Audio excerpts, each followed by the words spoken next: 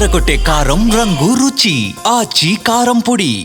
సినీ పరిశ్రమ సమస్యలపై మంత్రి కందుల దుర్గేష్ సమీక్ష నిర్వహించారు. ఈ సమావేశంలో ఎఫ్డీసీ ప్రతినిధులతో పాటుగా హోంశాఖ అధికారులు కూడా పాల్గొన్నారు. సినిమా షూటింగ్లకు ప్రోత్సాహం ఇవ్వడం, టికెట్ రేట్స్ విషయంలో ఏం చేయాలి అనే దానిపై చర్చించారు.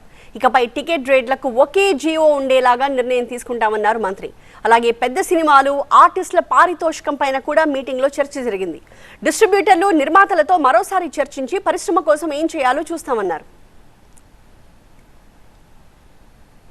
బడ్జెట్ సినిమా అంటే ఏంటి, హై బడ్జెట్ సినిమా అంటే ఏంటి, దేనికి ఎంత పెట్టాలి, లేదా ఆంధ్రప్రదేశ్లో షూటింగ్ ఎంతవరకు జరగాలి, ఇలాంటి అంశాలన్నింటి మీద కూడా ఒక చర్చ జరిగి దీని మీద ఒక విధాన నిర్ణయం చేయగలిగితే దాని మీద మళ్ళీ కొత్త జీవో తీసుకొచ్చి ఆ జీవో ప్రకారం ఇంకా ఫర్దర్గా ఒకే రూల్ ప్రకారం వెళ్ళిపోయేలాగా, ఇంకా పదే పదే ప్రతి సినిమాకి మనం కూర్చుని మాట్లాడుకునే పరిస్థితి కాకుండా పెద్ద బడ్జెట్ సినిమా అంటే ఏంటి, దానికి డెఫినేషన్ ఏంటి, చిన్న బడ్జెట్ సినిమా అంటే డెఫినేషన్ ఏంటి, ఎందుకంటే 2-3 ఆర్గ్యుమెంట్స్ ఉన్నాయి. ఆ 2-3 ఆర్గ్యుమెంట్స్ని మనం ఏ రకంగా తీసుకోవాలి, ఎక్స్క్లూజివ్గా మనం సినిమాకి అయ్యే ఖర్చుని తీసుకోవాలా, ఆర్టిస్టులకి ఇచ్చే రెమ్యునరేషన్ అన్నీ కలిపి తీసుకోవాలా, లేకపోతే విడిగా తీసుకోవాలా, ఇలాంటివి చాలా రకాల ఆర్గ్యుమెంట్స్ ఉన్నాయి కనుక వీటన్నిటి మీద దృష్టి సారించి ఒక పూర్తిగా ప్రతి సినిమాకి, బడ్జెట్ సినిమాకి, హై బడ్జెట్ సినిమాకి ఏ రకంగా వెళ్ళాలనేటువంటి దాని మీద ఒక నిర్ణయం వస్తుంది. ఇప్పుడు మల్టీప్లెక్స్ అనేటప్పటికీ అవి కొంచెం high range theatres, stand alone theatres ఏవైతే ఉన్నాయో వాటికి ఒక రకంగా ఉంటుంది.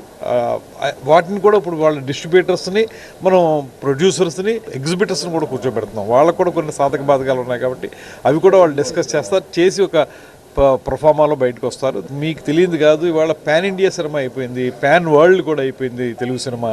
వీటి వల్ల ఏమైపోతుందంటే వాళ్ళకి బడ్జెట్లు బాగా పెరిగిపోతున్నాయి, 1000 కోట్ల బడ్జెట్లకు వెళ్ళిపోయే పరిస్థితి వచ్చేస్తుంది. ఇలాంటప్పుడు మరి ప్రొడ్యూసర్ని, డిస్ట్రిబ్యూటర్ని, ఎగ్జిబిటర్ని, సినిమాకి సంబంధించిన అందరినీ కూడా ఏదో రకమైనటువంటి సపోర్ట్ ఇస్తేనే మన తెలుగు సినిమా ఇండస్ట్రీ బతుకుద్ది. దానికోసం ఏం చేయాలి, దాన్ని ఎలా చేయాలన్నప్పుడు కొంత ప్రజలకి ఇబ్బంది లేకుండా, అదేవిధంగా పెద్ద బడ్జెట్తో సినిమా తీసే ప్రొడ్యూసర్లకు కానీ, చిన్న బడ్జెట్తో తీసే ప్రొడ్యూసర్లకు కానీ వాళ్ళకి సపోర్ట్గా గవర్నమెంట్ ఎలా ఉండాలనే దాని మీద మనం పూర్తిగా ఆలోచిస్తున్నాం. దాని ప్రకారం తీసుకుంటాం నేను.